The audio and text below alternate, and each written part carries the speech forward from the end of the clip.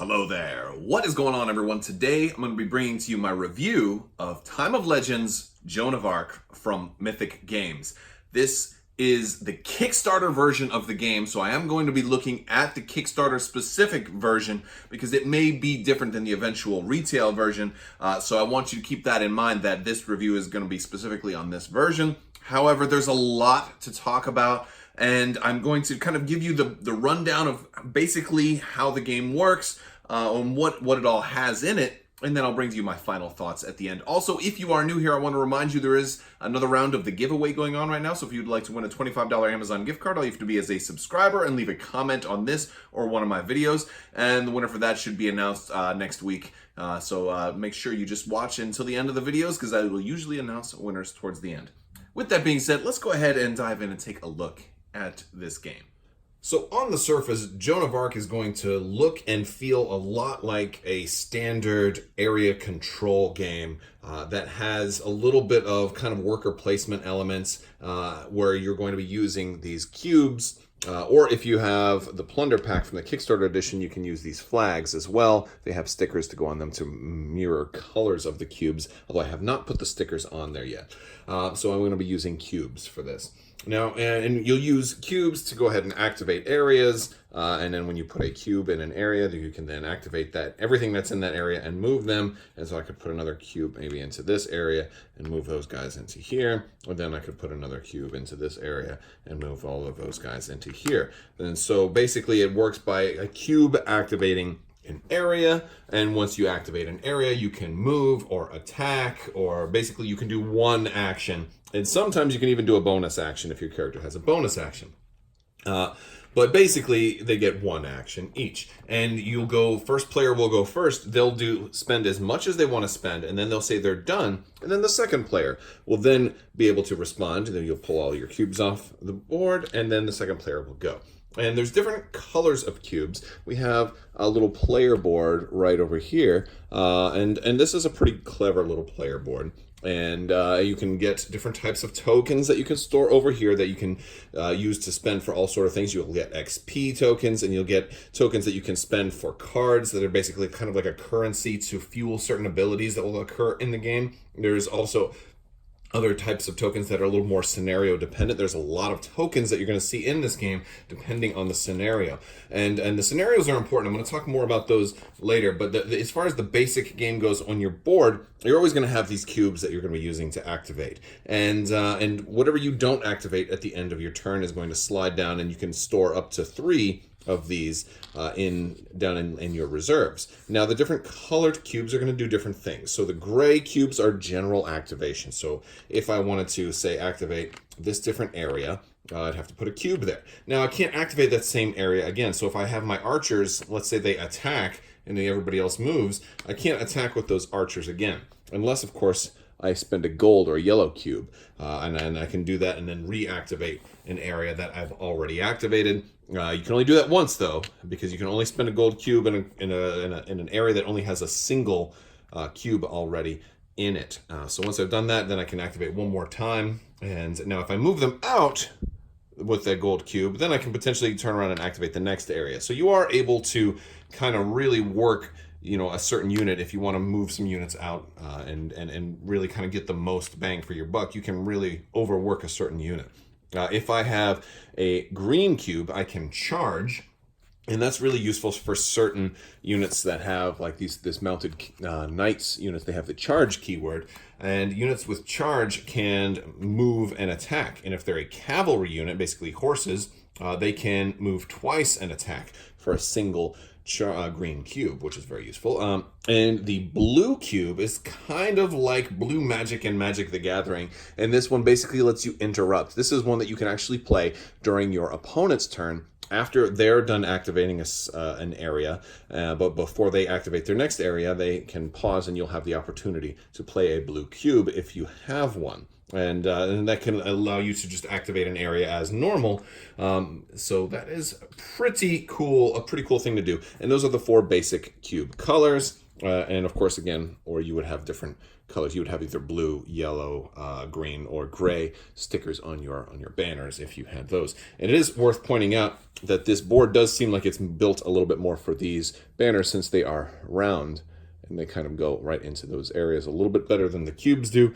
But either way, whatever you do not spend, because you do not have to spend all of your cubes, whatever you don't spend is going to slide down, and you at most you can save 3.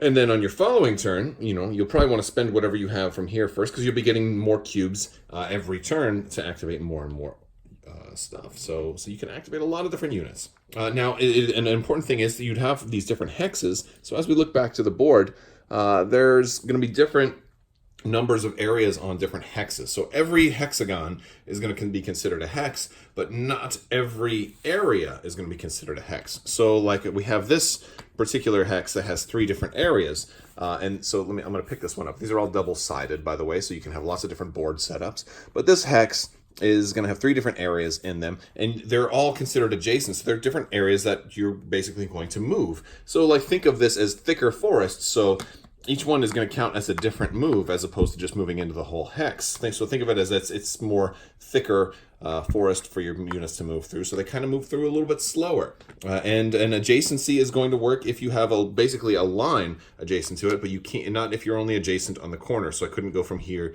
to there. So you can't ever move diagonally like that. But I would be adjacent to here, and then I could go here, and then I could go here. Right, and there's different amounts of units that you can have in individual areas. So in a hex that is divided into 3 areas, each one of these areas can hold fewer than a hex that is complete, or maybe another hex that is only divided in half, like this one. And I believe it's 8 in a full big area, 6 in each of this half areas, and 4 each in one of these 3 areas. So granted, while you can fit more troops on this hex overall, you can have less in a particular area. And different things like terrain pieces and stuff are also going to take up space. So if there's trees in an area that's actually functional, and there's lots of trees, and we're going to look at all the miniatures and stuff. But for example, I'll pull one over. So if a scenario has a tree right here, that tree is not purely decorative. It's also there because now it's even a thicker forest, and that restricts, so that now I can only have 3 troops in here. So if I had 3 troops already in there, and I wanted to move a 4th troop in, I wouldn't be able to because we'd be full. So the terrain pieces are all going to be functional as well as decorative. So that's also an aspect of this game.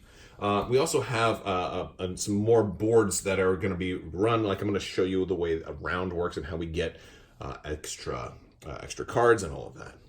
So this is our battle board, and this is what's going to control a lot of our game. We're going to have these hourglass cards here, and we're also going to have these river cards that are going to come up here. And we're not going to use this entire deck of cards, but these are going to show us how many gray cubes that we're going to be able to get. And there's basically 5s, there's 4s, there's 3s, there's 2s, and I don't know. I think there's even some 1s. And then there's some other cards, and these are all going to be dictated by the scenario. So like our scenario might say we get 3 3s, and we get a 5, and then we shuffle those together, and we'll put those here. And at the start of each round, we'll flip one over, and that's how many both players are going to start off with. And however many gold banners they show there, we're going to take gray banners. We're going to take that many gray cubes and put those on our board. So in this case, I would take 3, and both players would take 3. And then we're also going to deal out the river, and the river is going to be 3 of these cards, and they're going to be all sorts of different things that we can get. So I will we'll deal 1. Now we would shuffle these and kind of do these randomly, but I will just put some out there for right now. So starting with the first player, they will be able to choose one of these to gain that bonus. In this case, it's destroy one of your opponent's cubes. In this case, it's gain a yellow cube. In this case, it's gain another gray cube. And they can choose one, and then the second player gets to go, and they get to choose one as well. There are scenarios that are more than 2 players, but most of them are 2. But if you're playing a 3-player scenario, then the third player goes, and you go on and so forth. But there's all different types of things you can get. Like maybe you can do oops, I have this upside down. You can do that. You can spend turn a gray into a yellow, or turn a gray into a blue, or pay an XP for a different token. And you basically, or you basically just follow whatever the cards say. And there's also a rules reference that kind of like these little handy dandy player guides that are gonna kind of explain some of the iconography for you. But there's a lot of different cards that you can get, and they'll come out. And these are going to make each turn a little different. At the end of the turn, these are all going to go away, and you're going to deal out 3 new ones each turn. And these are even sometimes different by scenario, because I played one scenario that only had 2 come out each turn. So we didn't have a full river. We had less choices. And sometimes they're randomized. Sometimes there'll be specific ones that have to come out. And so you just have to follow the scenarios. And that's a really important thing about the scenarios, because the scenarios are very, very different from each other, and they're all going to have a different area or a different way that they play, a different rule sets, and certain fundamentals about the game will stay the same between all of them, but a lot of the different rules and victory conditions and the way that you play and the feel of each scenario is going to be very different. So over here we have the Infirmary, and the Infirmary is really important because when a unit gets like wounded but not completely killed, they will go into the Infirmary. And the more units go in there, the more you'll have to roll for. And basically, you'll roll this doom die. And depending on what you roll, that unit will either die or maybe come back into the battle at your rally point, basically at your starting zone. Everybody's going to have like a starting zone or where their rally point is. So if you roll this flag, that means they rallied and they've kind of recuperated. Like they were basically, this is like they go to the hospital or the infirmary, right? It's called the infirmary. And then they get to go back to the battle. They're patched up, no problem. It's just a flesh wound. If you roll an hourglass, well, that's not too bad. Then they just come down to the waiting room. That means they're going to come back into battle next turn, but not this turn, right? If you roll the skull, then they're dead. They die. Then the nurse didn't take care of them. Probably wasn't the nurse's fault. It was probably an enemy saboteur, because nurses are great. Nursing staff all across the globe are great, and they would never do that. And if you roll the bandaged head, then they're just going to stay there, and they're still recovering, and there's no change to them. But we're going to talk more about combat right after this, because I do want to also show you guys the different unit cards and the hero cards. All right, so we've got some basic unit cards out, and I've got some bowmen and then mounted knights right here, and we've got a whole lot of information on them, and there's lots and lots of cards for all types of different units, different countries that they can belong to, or if they're just kind of generic. We've got all kinds of like specialty. A lot of these are going to be like for specific scenarios too. And in addition to England and France and different countries, you've also got the unholy and the holy armies as well. So you've got your kind of crazy stuff, and like all of your fantasy and high fantasy, and your divine and your evil and all kinds of cool stuff. And like there's all kinds of, like, these guys are really creepy too. But so as we look at the bowmen and the mounted knights, you're going to see a couple of things. Like you're going to see their range. They have like an arcing shot, so they can shoot 2 hexes away. When they shoot, they roll 2 yellow dice. And so we have all kinds of different dice. We've got yellow dice, we've got white dice, we've got black dice, and we've got red dice. And they're basically, that's kind of the order, right? Like the white dice are like the worst, the yellow dice are a little bit better, the black dice are even better, and the red dice are really, really good. And then for like some really, really big nasty monsters, you've got these purple monster dice too. They're also there. And you have the doom die. We talked about the doom die already.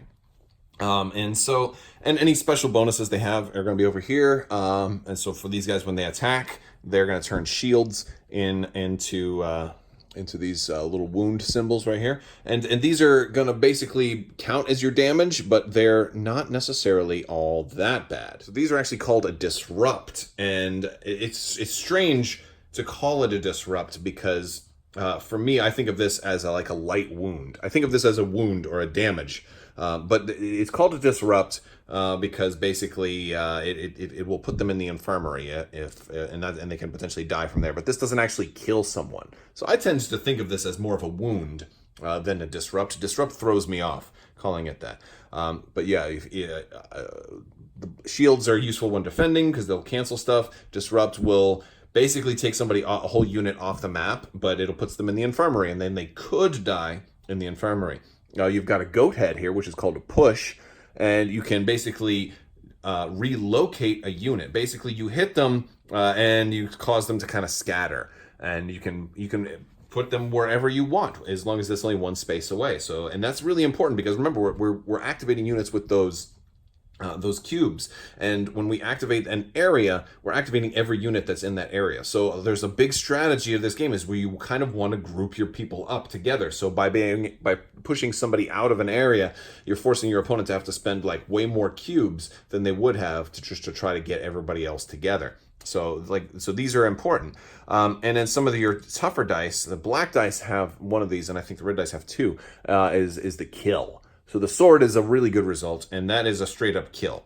So it's very, very similar to the disrupt, or what I like to call the wound, because that takes an enemy unit. So like if these people are attacking and you rolled to disrupt, they'd go to the infirmary. But if you rolled a kill, they're just straight up dead. So at least with the disrupt, there's a chance they could come back. And so but you're also going to have defense dice over here as well. So, or if your character has defense dice. Some characters actually don't have any defense dice, but when you're defending, you're going to, you're going to roll all of your defense dice. And the cool thing is when you're attacking, like you have to attack an area. And so like the more people you have grouped up, you get to roll all of their defense dice together, which is really cool because the more people you have to, like there's strength in numbers. So you get to roll more defense dice. So if I have both of these guys grouped together, like the mounted knights roll a black die for defense and the bowmen only roll a white. So if I have them together, they're both stronger and they can potentially roll, well, they didn't roll anything good there, but they will have a greater chance of rolling shields. And shields can cancel out your opponent's results when they're attacking you. So the first thing there's an order. First thing you have to cancel the kills. So you basically, the more deadly they are, that's the order. You don't get to just pick and choose. First, you cancel the kills, and then if there's no more kills to be canceled, then you'll cancel the wounds or the disrupts. And then if there's none of those to cancel, then you will cancel any of the little goat head pushes. And so that's pretty cool. And like the bowmen, they have when attacking, they get to turn their shields into a disrupt. And that's really good for them because shields are useless when you're attacking. So that makes them pretty accurate because they're more likely to roll the actual damage. So they actually, instead of only having there's only one disrupt on the yellow die, but there's a couple of pushes, and pushes aren't bad either. So between the two pushes, the disrupt, and then the shield, they actually have a pretty good chance of getting some kind of favorable results. Not to mention they roll 2 yellow dice for each unit of bowmen. So the bowmen are pretty cool. Now the mounted knights, they have charge. Charge, I talked about that. If you have the green cube to activate them, they can move 2 spaces and then also attack for a single cube, which is really cool. And they're rolling 2 red dice, so they're very, very deadly. But every unit's going to have their own special keywords. Some units have a retaliate keyword, and that means any damage that they roll on their defense dice when they're defending, they also get to apply right back to you, so they can hit you back. But that's only if they're defending against a melee attack. So that's pretty interesting. But we also have hero cards, right? And hero cards are way bigger. They're kind of like the Armada-sized ship card. They're almost as big as the Armada cards. If you're familiar with Star Wars Armada, which I do cover quite a lot. I cover a lot of Star Wars games. So if you're new to the channel, I'd cover a lot of other games as well. But yeah, so we're going to see all kinds of different stuff that we can see for these big cards. And there's lots of these, and some of them are dual-sided, so you can level up characters. Like this guy's like 1 star, and this guy's a 2 star. So there's different versions of other characters as well. But ultimately, the information is going to be mostly the same, right? You still have attack dice.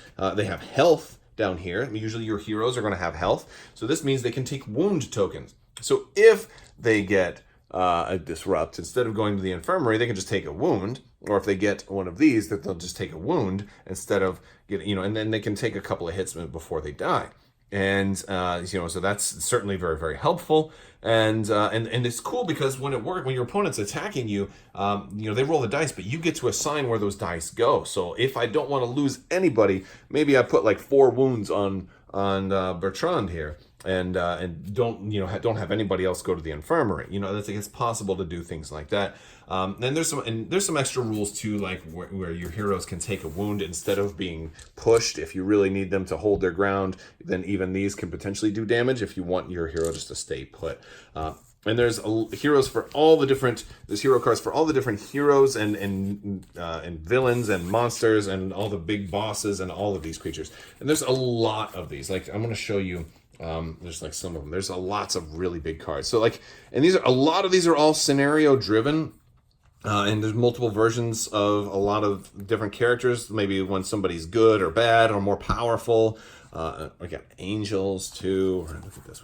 And then we've also, using the same size of cards, we've also got, we're going to have neutral people on certain scenarios, and you can have questions and answer sessions with them, which is very interesting. You got this whole action you can do where you interact with people, and you can ask them various questions. There's different answers, and those can give you rewards in the story. And that's all going to be scenario driven. Some characters kind of give you one of these cards, and these are, have these intrigue points. And these show you can spend 2 intrigue points to do this ability, 1 intrigue point to do this ability, or 1 intrigue point to do this ability. And so you can do, these are special abilities that you will have if you're like the holy player. And there's also an unholy player's version of this. And some scenarios basically have extra powers that you can activate. And so really, it's like this is a game engine that's going to allow you to have so many different variations in the way that you play, because not every scenario is going to have characters that have dialogue and for you to do questions and answers, and not every scenario is going to have these special powers that you can activate. Some scenarios are going to be more of a just a fight, and some scenarios are going to be more of a tactical I have to infiltrate, or I have to investigate, or I have to they even feel like RPG elements. You have 2 different decks of cards too. We've got special like loot cards. We've got lots of smaller cards too, and they're all representing different types of loot. But you're gonna have 2 different decks of basically you have these orange. The rulebook calls them ochre, and I've never even used the word ochre before in my life. So I'm curious if I'm the only one who's never said ochre until this day. But I guess ochre is a color. I thought it was orange, but maybe there's a difference.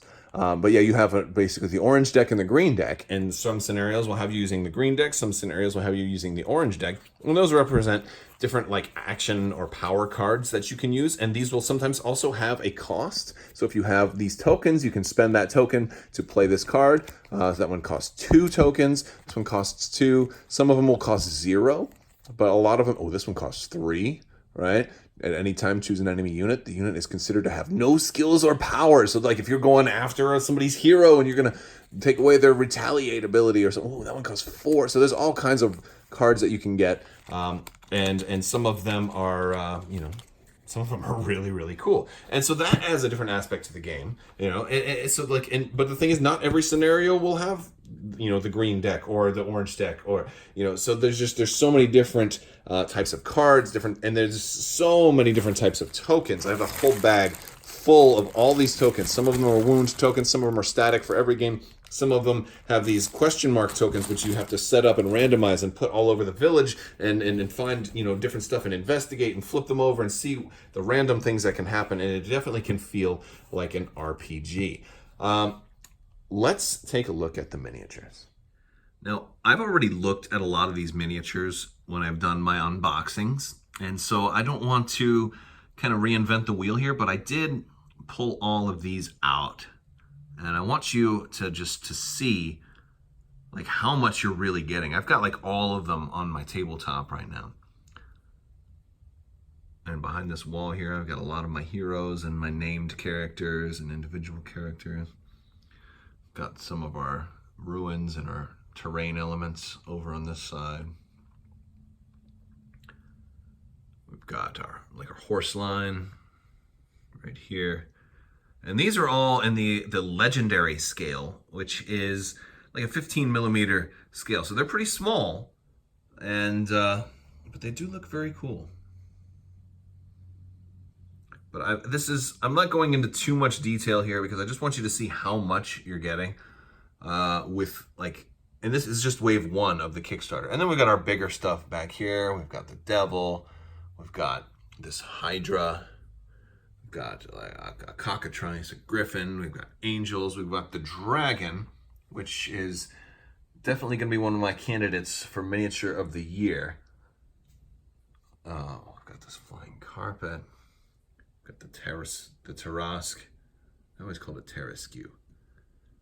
But yeah, so zooming out, like, it's a ton of stuff, right? Like, I feel like to try to capture everything, it's like that opening scene of Star Wars A New Hope, where the Star Destroyer, like, starts panning over the Tantive 4, and you're just like, is there really this much stuff?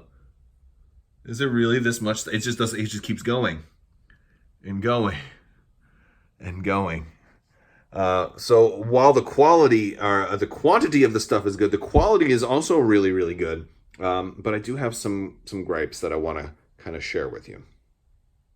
So they have trays, and you either have a 2 tray or a 3 tray, and the 2 tray is usually for cavalry units, and the 3 tray is usually for infantry units. And as you can see here, I've got these skeletons here on a 3 tray, and I've got my cavalry units here on a 2 tray. Now I've glued a lot of these in, and so if you notice, I'm holding it from here. They don't fit in super tightly. So just to illustrate, I'll take a couple of heroes, kind of put them in here. Now they do fit in well. Like, they're flush. Most of them are flush. I did have one cavalry unit that wasn't super flush, but they do fit in real nicely. But I can't, I guess this one did fit in kind of tight, but they come out real easy. And some fit a little bit more snug than others if it's just like a hair of a millimeter off. But I found in my first couple of games, when we were trying to move these units around, that it became very cumbersome, and like, here's why. Like these 3 I don't have in, but when you have like 4 units that are all together and you're trying to pick them back up and put them in here, they sometimes they don't stand up again, and your finger kind of knocks that one down, and then you're trying to pick them up and move them, and then these fall out, and then you're trying to put them back in, and you knock another one over, and it becomes a little bit cumbersome, and it can be tricky. So you may just say, all right, well, why did you glue them in? Because aren't you going to need to take them out? And that's really, I guess, the thing that kind of confused me at first is I was familiar with other games like Rune Wars and Star Wars Legion, where, like, when you take wounds, you reduce the unit count. And there's a lot of games that do this type of mechanic, and usually games with trays, when you start to lose units, your unit becomes weaker. But they don't do that in this game. Granted, I'm sure that that's a possibility for the future, but that's not how this game works. This is just representing the whole unit. So one thing you could do is, instead of like these mounted bowmen, instead of using a unit of 2 mounted bowmen to represent a unit of mounted bowmen, I could just as easily use a single mounted bowman to represent the unit of mounted bowmen. And I could just use, a single miniature from any one of these to represent a whole unit of that. It's kind of like, it's very similar to like Star Wars Armada, how they have, 3 squadrons or 3 X-Wings on a squadron for X-Wings. Well, we could just use a single X-Wing. It's for aesthetics, so that it looks like it's, multiple fighters representing warfare. And so it's really just for looks, but it does become very problematic when you're trying to move stuff around and things keep falling out and they fall all over the place, and when you try to push them back in, it has a domino effect and pushes the next one down, and this gets progressively worse the more you group up your units. And it's also kind of a problem because some of the hexes you're going to run into, especially those hexes that are split 3 ways, it gets very tight trying to fit 4 cavalry units all in a single area that's that small. And so they're really all on top of each other, and then you go to grab one and you knock all 8 of the horses down.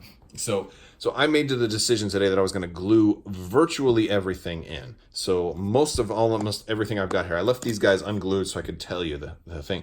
But the problem is you can't do that unless you got the extra trays. And so basically there's not enough trays, at least in the core pledge, to be able to glue 100% of everything and have everything available. But if you got the plunder pack does come with extra trays, so this way you can glue everything down. But I also have seen other people talk about that have played through more scenarios than I have, that there are scenarios that are going to require certain extra some individuals, like so one of the extra peasants or whatever, that's like a farmer model, that's this guy. I didn't want to glue all of my peasants down because sometimes you will be called to use an individual. So what I did is I left a couple out.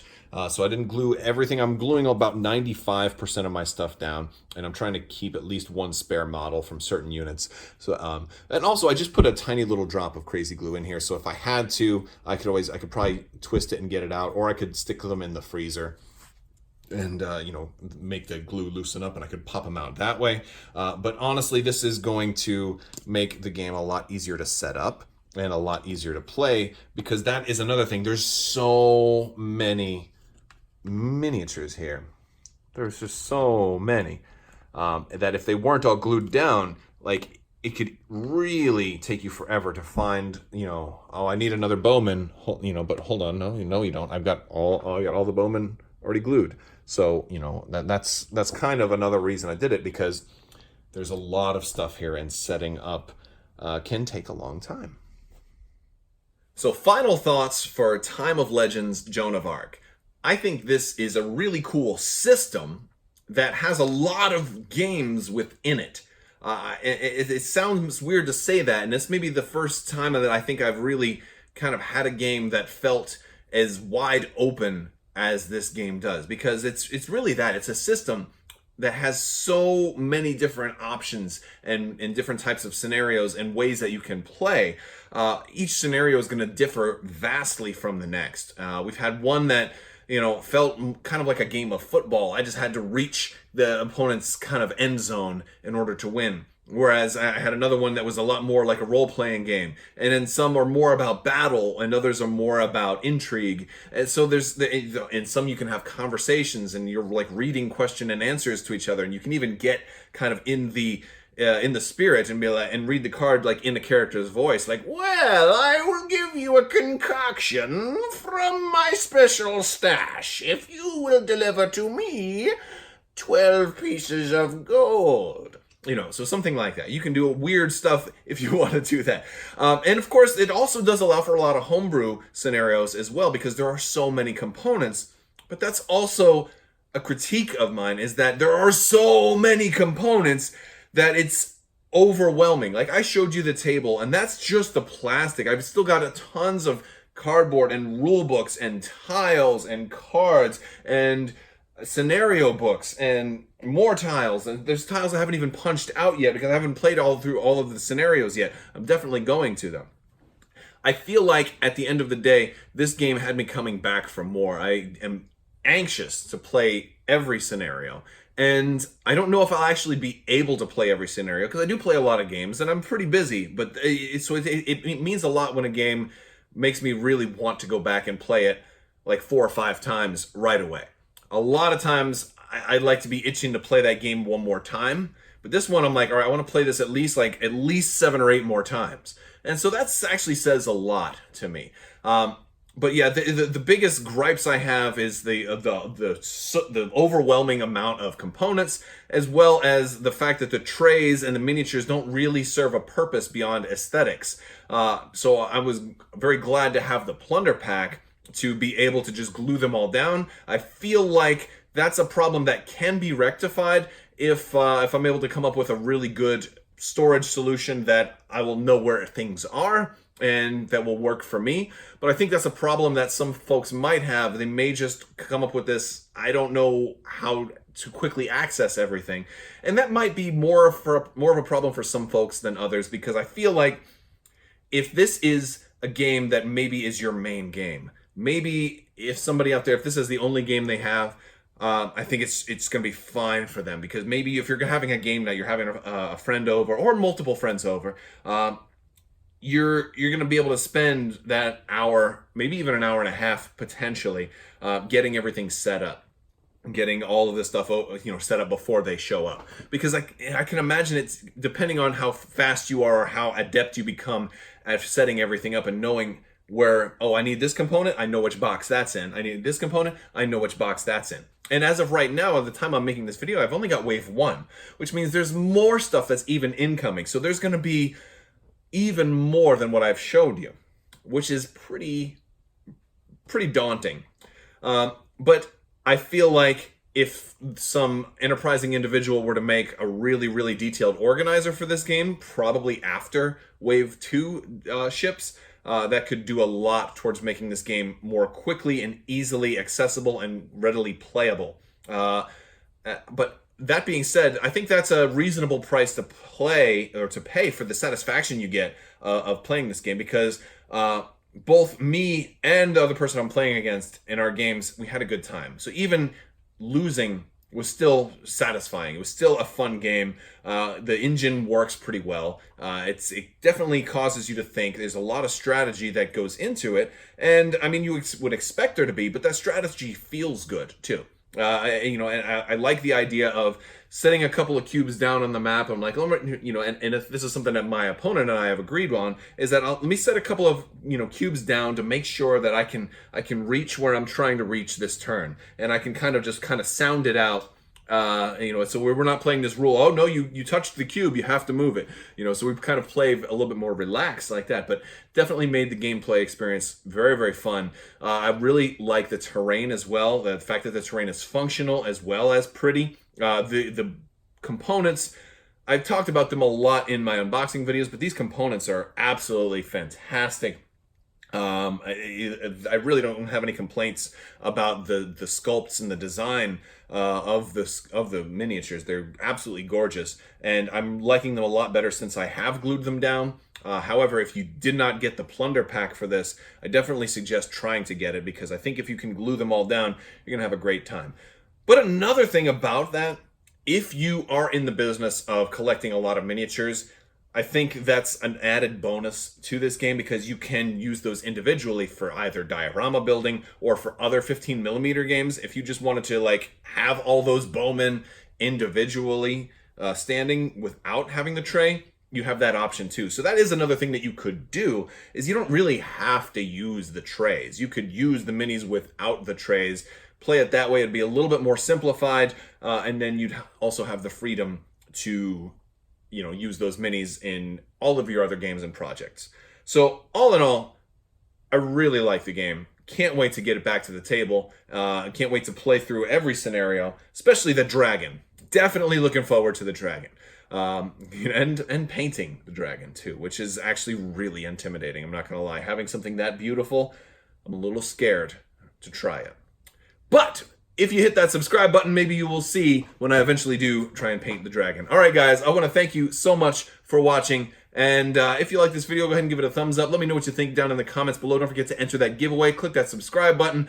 Click the bell for alerts if you don't want to miss out when new content comes out. And you can check out Crabbok.com, or you can hop in my Discord and say hi up there. Let me know what more content you guys want to see next. Do you want to see the devil get painted first? Maybe the dragon get painted first? I'm going to probably do a little bit. I know I'm not the best painter, but I'll still give it a shot. And you can watch and learn from my mistakes, because then you'll be like, well, I saw this guy Crabbok and he made a pink dragon. I'm not doing that. So, you can learn what not to do by watching me. All right, guys, I want to thank you all so much for watching. And as always, have a great day.